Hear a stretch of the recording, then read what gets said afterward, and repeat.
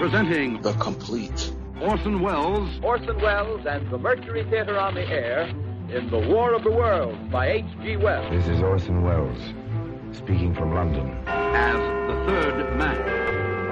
Stand by. We'll be on the air in 15 seconds, Mr. Wells. Yes, I know. Stand by, everybody. Mercury Theater on the Air presents Orson Welles as Count Dracula in his own version of Bram Stoker's great novel, Who knows Dracula. what evil lurks in the hearts of men? The shadow knows.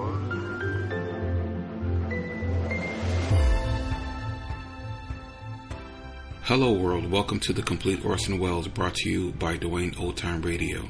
This podcast will feature various classic radio programs ranging mostly from 1936 to 1952 that Orson either produced and directed, was featured on, or starred as a guest.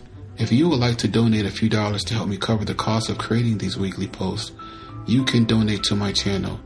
On the bottom of each post, there is a donation link in your preferred podcast player. Anything you donate is extremely helpful and appreciated. The Orson Welles commentaries are here for this week, the second week of July. Each one is about 14 minutes each, so I'm gonna post several of them. The first one is The Strange Affair of Uncle Harry. It's a two-parter. They're all about, I think, 2 to 3 stories in one, brief short stories in one.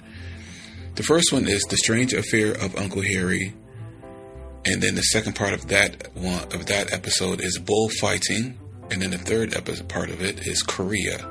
So The Strange Affair of Uncle Harry, Bullfighting, and Korea, not all together. This one aired September 16th, 1945. And then we have another 3-parter. I think it's 3. Let me count. 1, 2. Yes, 3 parts. The first part is Fortune Tellers. The second part is GI Entertainment in the Atomic Age. That sounds interesting. And then the third part is Food Shortage in Europe. September 23rd, 1945. Hello, this is Orson Welles. I've come to call. Come to visit with you for a few minutes, and with your permission, every week at this time we'll have a little conversation about this and that, about people and the things they're doing all over the world. I'll try to have a story for each time, and I'm going to speak my mind about the news. You know, we don't have to agree on everything to be friends. This is a free country. That's how come I'm talking to you now, on this new program. I'm no more of an expert than you are. I haven't got a stable of spies working for me in Washington and Hollywood. But I've got a whole lot of interesting friends, and I meet a lot of people. These broadcasts are about those people and what I hear from them. Today's is about a new movie, about a bullfight, and about the trouble in Korea. But first, a few interesting words from our announcer. You may never have heard of Lear radios.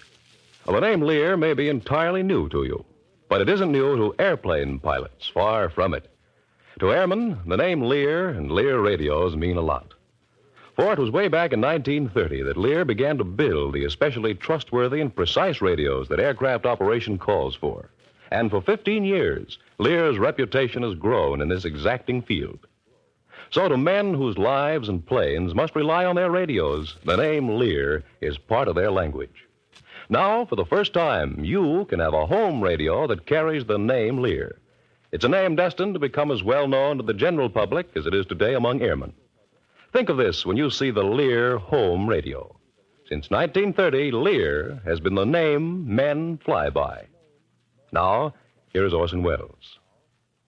I'm sure you've seen the pictures of the Japanese soldiers greeting our occupation forces with their backs turned. Seems it's a mark of high respect turning your back on somebody in Japan. Doesn't make much sense, but then a few things we're doing don't make much sense either. In the Far East, we're turning our back on something, too. But more of this after a few less weighty matters. First, about mystery stories. Well, currently, the dullest mystery is the one about Hitler, and the best mystery is Uncle Harry. Uncle Harry isn't a relative of mine, it's a movie. Hitler, nowadays, is just a blown-up rumor in the papers. Another stale guess that Schicklgruber is still alive, as if anybody cared. But you will care about Uncle Harry while you're watching it in the picture house. One of the stars, Miss Geraldine Fitzgerald, makes you care. I'm very proud of her. We graduated from the same theater over in Dublin. And I knew she was a real actress, and I mean a real one, when I brought her over from Ireland to join the Mercury. She proved herself with us in New York, and then went on to Hollywood, where, up to Uncle Harry, she's been mostly wasted. Now, however, those in movie land who push the push buttons and push people around are sitting up and rubbing their sleepy eyes. Seems a great artist has been found, the kind who wins little gold statues at the end of the year. If you haven't scheduled anything for tonight, and if it's playing near you, see Uncle Harry. I think you'll agree. Well, right after this broadcast, Joe Cotton, his wife, and my wife are going to a bullfight.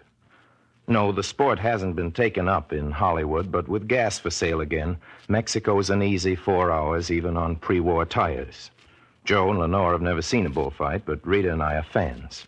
Aficionados, to be more technical. And if you've never seen a bullfight, please don't say we're bloodthirsty and cruel to dumb animals. We aren't, and neither are the thousands of good Spanish-speaking people who go on Sunday to the corrida instead of the races or to the ball game. Of course, a bullfight isn't a game. It isn't even a fight. If the chances were equal between the man and the beast, there wouldn't be any bullfighters. There wouldn't be any fighting bulls either. They'd all be murdered by wooden mallets instead of steel swords, and the strain would vanish. You know, a fighting bull is bred to be the most dangerous animal on earth. I can swear to that because I faced my quota in Mexico and in Spain, too, pre-Franco, of course, and I'm just as scared of them as I am bad in my amateur way at fighting them, which, believe me, is plenty. A matador spent a couple of months in our house teaching Rita to work with the cape and the muleta recently, besides which there's a lot of bullfighter in her blood, so you can be sure that if the Cottons don't, our family will know positively wherefore we cheer and whistle this afternoon. A couple of weeks back, Luis Procuna fought in Tijuana. He's handsome with a white lock in his temple where a horn didn't miss him one afternoon. The ladies love him, and Mexicans will tell you he's the most popular and glamorous of the younger toreros. Well, the second bull the other Sunday was pretty good for Luis, so they gave him an ear, which means he had a hit on his hands, and we brought him up to Hollywood for a little party. Now, most matadors come from families that aren't very well-to-do, and Procuna's no exception to the rule. He wanted to spend the night in the biggest hotel possible, so we took him downtown to the Biltmore. Alone, in a grand suite of rooms, Luis started looking for the shower, opened door after door in his quest for it. Finally, the door to the hall. It snapped behind him, and the great star of the bull ring found himself trapped in an excruciatingly public place with no word of English and no clothes except a bath towel. He was rescued eventually, but only after spending a terrified hour and a half cowering in a broom closet. He says he'll take the bull ring anytime. Oh, before I forget, please write me your suggestions and reactions to this program. As a matter of fact, I already got one letter.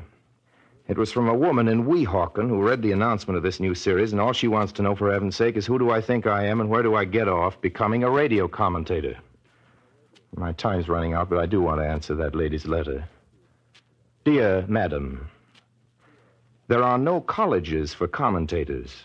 They just do it because they want to, and they go on doing it if the public doesn't stop them.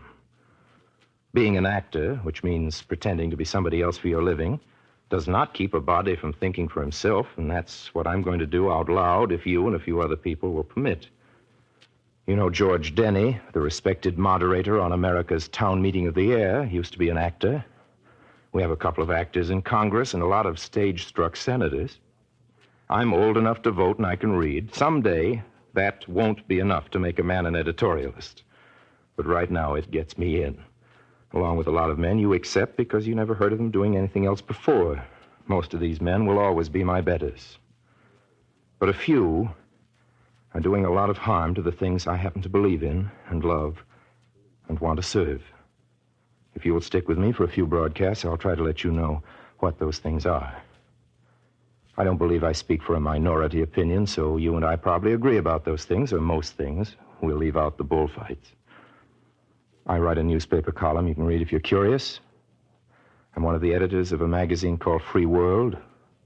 Among others, an American president and a British prime minister have been contributors, but don't think I'm going to campaign for anybody on this program.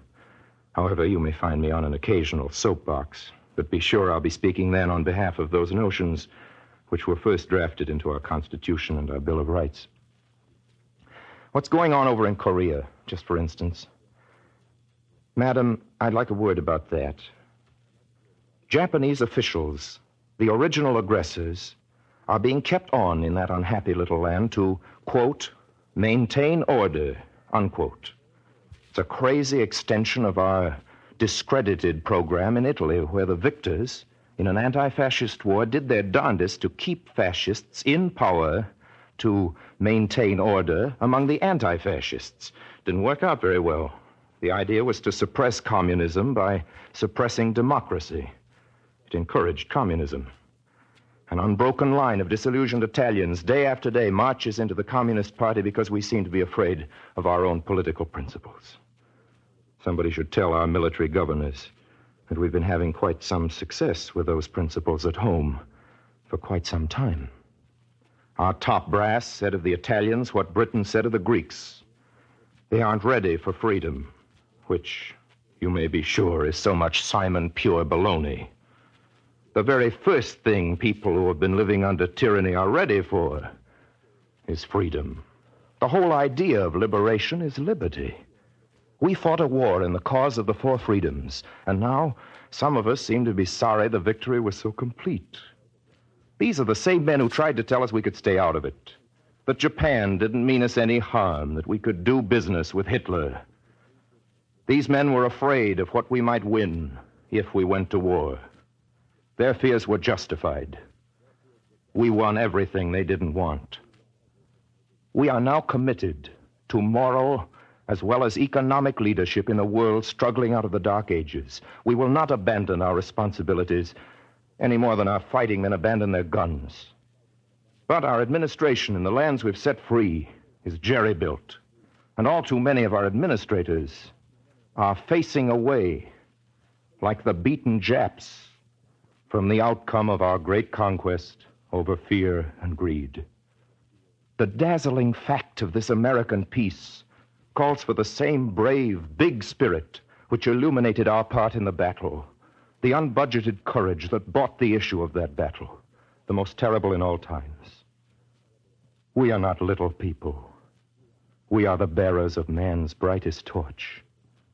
The news from Asia is unworthy of us all. The Koreans have been assured that it is temporary, but the ugly truth is that we are using Japanese despots to protect Korea from the Koreans.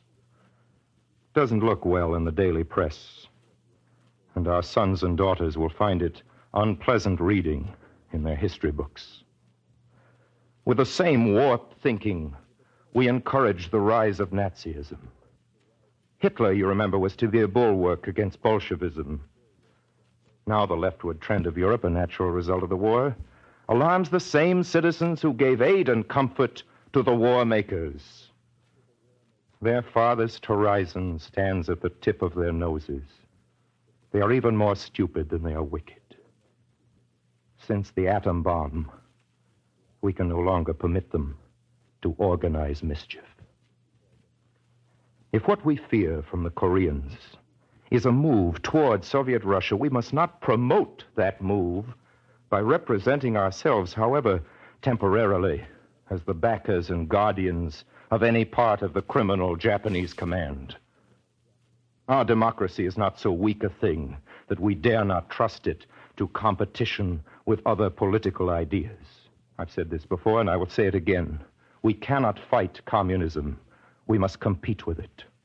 By suppression and retreat, we can only lose. As competitors in the high business of man's betterment, we will win. We will win that contest as we have always won. Madam, this is a great moment. The great moment in history. None of us, however humble, however inexperienced, can keep his silence if he can speak at all and live with himself. And I won't preach at you. I'm here to interest you in things that interest me, to start some arguments maybe, to stimulate some conversation. I'll try to keep you amused, madam. And I am very sincerely, and as ever, your obedient servant. And now, ladies and gentlemen, it's almost time for me to leave you. If it's good enough, I'll tell you about the bullfight next week, but our main topic will be something else. A word about it in just a minute. First, our announcer has a few excellent thoughts for you. For over 15 years, Lear has specialized on ultra-precision radios for airplanes. Now, Lear is producing home radios, and just as you would expect, these radios benefit from this tradition of fine craftsmanship and precise engineering.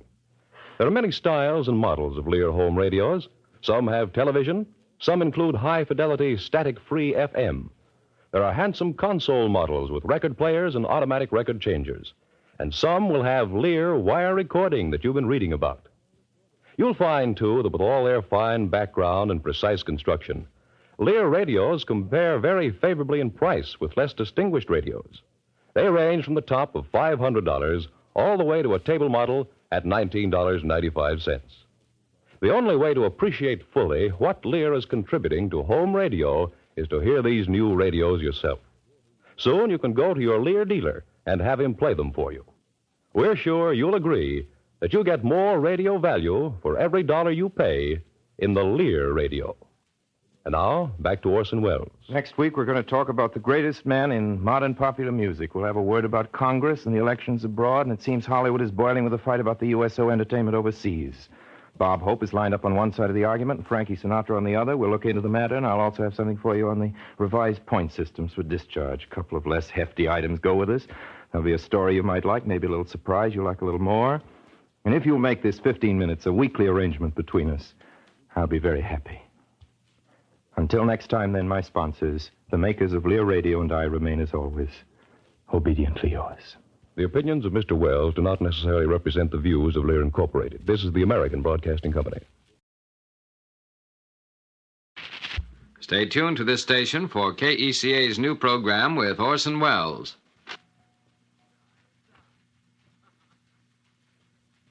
This is Orson Welles. Today I'd like to give you two sides of a big argument in Hollywood, and I'm sticking my neck way out and making a couple of predictions. We'll get to that in just a minute. But first, we want to tell you something about the makers of Lear radios. Many of you may not have heard of Lear radios. We're not surprised, because not many of you fly a plane. But if you do fly, in fact, if you've flown a plane any time since 1930, the name Lear is an old friend to you. For you see, that name has been on fine aircraft radios for more than 15 years. It's been on radios made to keep pilots steadily in touch with their fields, the kind of radios made to guide them unerringly on their courses.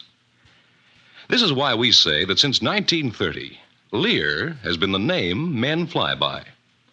Now, for the first time, Lear is building home radios. And you can guess what is happening.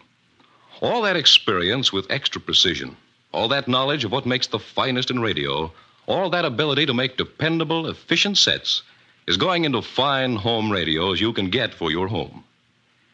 In a few minutes, we'll tell you more about these Lear home radios. And now, the words we always use on these broadcasts.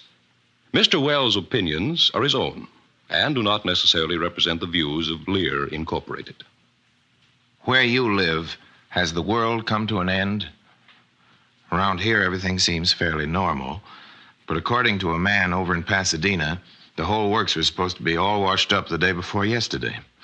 A number of his ardent followers prepared themselves for the explosion by saying their prayers and holding their ears. But my best information is that the world, including Pasadena, is still open for business. But the prophet, occupationally dauntless, is back at his trade. It's the queerest of all trades, this soothsaying, and, whether plied by statesmen or phrenologists, the most dispensable. We have beheld our military leaders, heavy with wisdom and gold braid, recording their guesses on many a front page and getting it wrong every time. And then there's Drew Pearson. As a Washington reporter, he's one of our most valuable institutions. But I think my friend Drew is most diverting in those eerie moments when he picks up his little crystal ball and reads the future. And most of the time, Pearson the prophet gets it right. Excepting only his public guessings, which after all are based on Drew's own canny observation, I take a poor view of all forms of rune casting, augury, bump and wrinkle reading, and horoscope making. Be it political or personal, I think fortune-telling is the bunk. And although I now propose to peer into the future and once upon a time myself broadcast some trifling threats concerning the world's ending, don't think I take myself as seriously as the man in Pasadena. It is not generally known in the typical Drew Pearsonian phrase, and it will be officially denied. But the fact is that I was not born with a veil over my face, and when a babe I was not stolen away by the gypsies. In spite of which serious handicaps, here I go with a whole handful of predictions. Prophecy number 1. 9 countries will have the atom bomb within 3 years. That's the best private guess in our State Department and in the foreign ministries of the world. Prophecy number 2. Eric Johnson, a good man, will do a good job for the motion picture industry. Sub-prediction. The group he's taking charge of will still be called the Hayes Office, and we movie makers still won't be able to put things on the screen which are allowed daily in every comic strip. Prophecy number 3. Next week, we'll see a general speed-up in the London Conference of Foreign Ministers. But the peoples of the world will find the results unsatisfactory. Hot tip department. In the Army, the chiefs of the Entertainment Committee are working out a plan for entertainment in the next World War. Bureau of Unanswerable Questions. In the midst of atomic battle, who will entertain who? And where will the performances take place?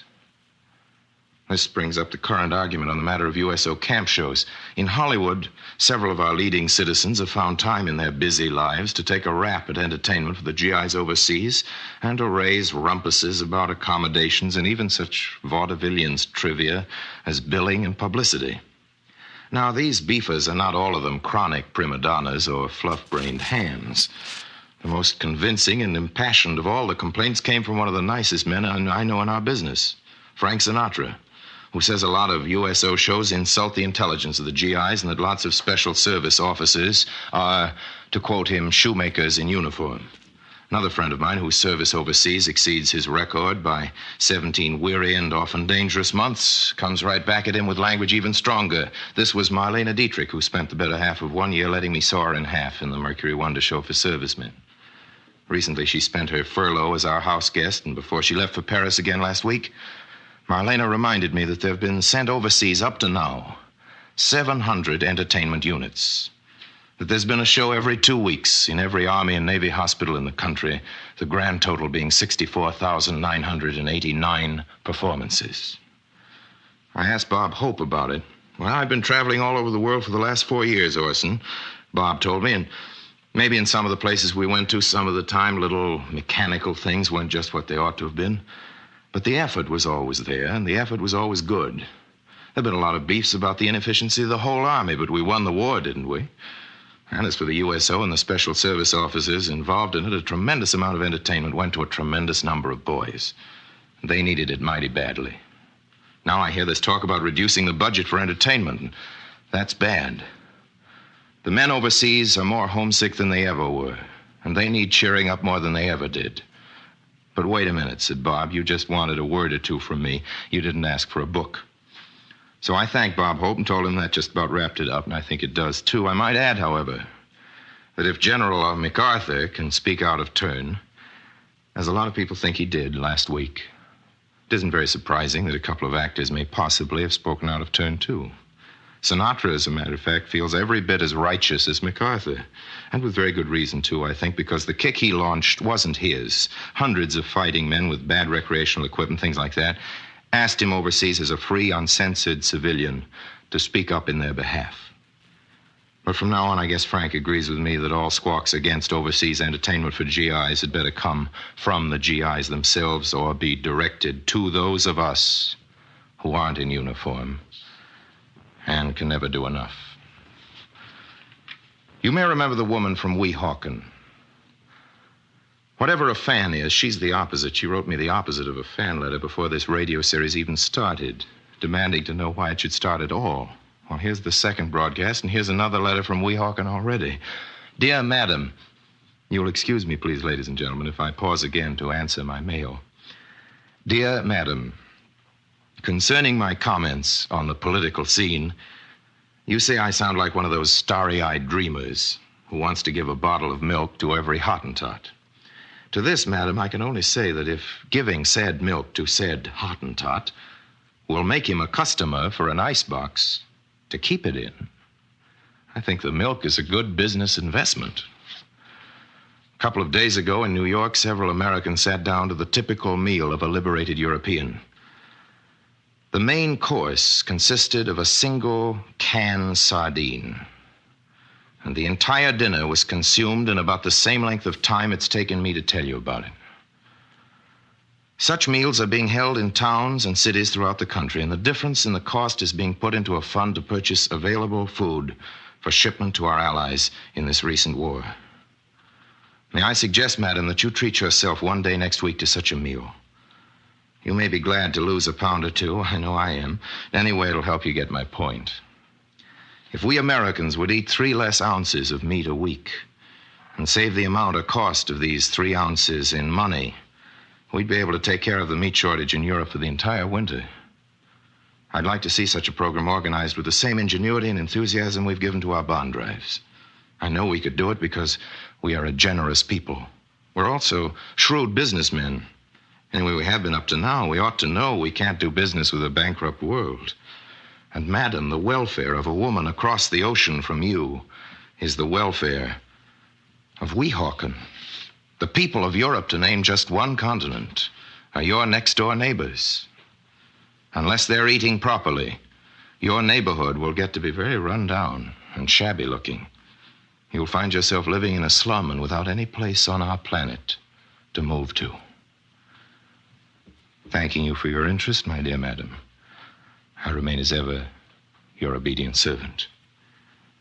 Oh, P.S., I find it difficult to believe that last week's mention of bullfighting encouraged the Weehawken young to civil violence and the 10 varieties of mayhem you're kind enough to catalog.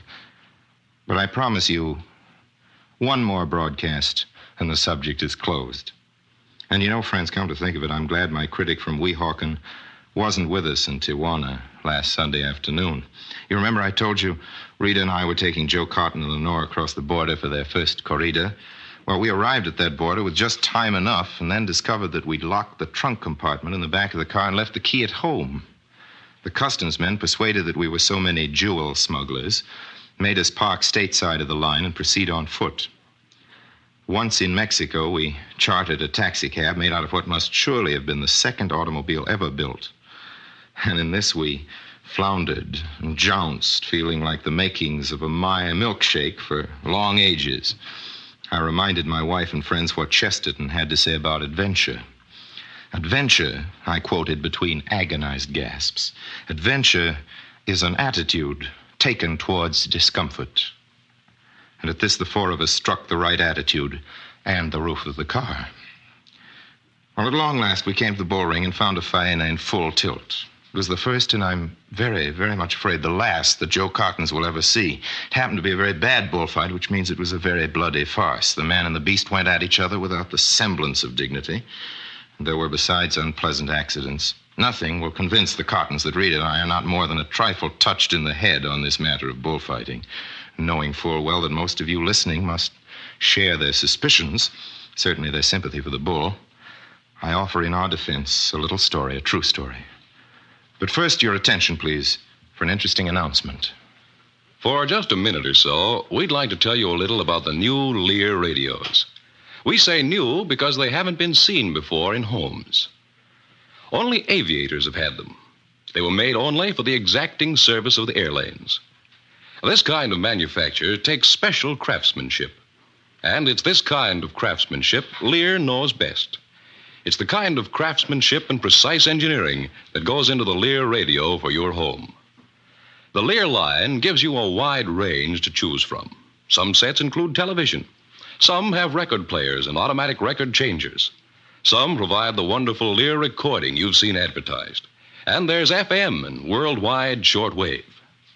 With all their fine engineering and latest developments, you might expect Lear radios to be high-priced.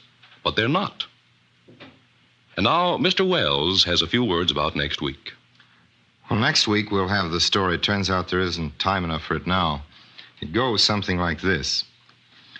Once there was a bull, a fighting bull, whose name was Bonito, and who lived in a ranch where fighting bulls are raised and grew up with his fellows, fed and pampered as such creatures always are, and thoughtfully avoided by all humans, avoided by all, that is, except one, a little boy, the child of one of the ranch hands. Between this fighting bull, Bonito, and this little boy, there grew up a friendship as real and warm as any ever known between a boy and his dog. The villain of this little drama, you'll be glad to hear, is the bullfighter. And better still, there's a happy ending. But now I'll have to say goodbye, in the words of the serial. To be continued. And I promised you, I remember now, to tell about the greatest man in modern popular music. But I haven't room left on this quarter of an hour to do him justice, so we'll put him off till next time. Anybody who guesses his name gets a free membership in the club I'm founding for the occasion. Anybody who can tell me what the sign in the parking lot in front of the ABC studios means gets a handful of free tickets to their favorite radio show and my everlasting gratitude. The sign reads, "No bailment created here." I will repeat that. The exact words of the sign are as follows: "No bailment created here." I asked my lawyer about it. He was evasive. I even asked the man who runs the parking lot. "What does bailment mean?" I demanded, "and who'd want to create it?" "I've been working here for 2 years," he told me, and I haven't been able to find out. Maybe I'll have the answer by next week. Anyway, please let me come to call again. Thanks for this time. Till next Sunday, same time, same station, my sponsors, the makers of Lear Radios, and I remain, as always, obediently yours. This is the American Broadcasting Company.